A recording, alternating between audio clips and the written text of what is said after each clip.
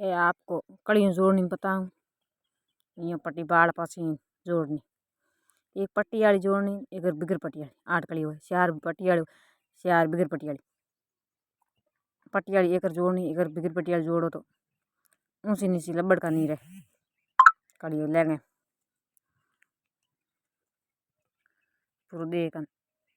पूरू देखिए वीडियो समझ में आदो दूधो कहीं समझ में को आप भी ये जोड़ो तो सही जोड़ी।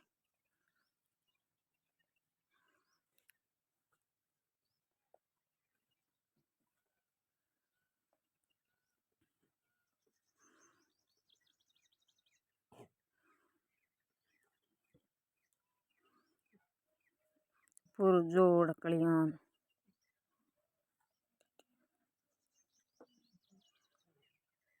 खींचना सूती कपड़ो लेन ही करड़े कपड़े में खींच कपड़ो फिर के नहीं हम दो बरोबर दो पल्ला कर ज्यादा है जो पल्लो काट फिर तंग ज्यादा काटना फिर तंग तिरसा है।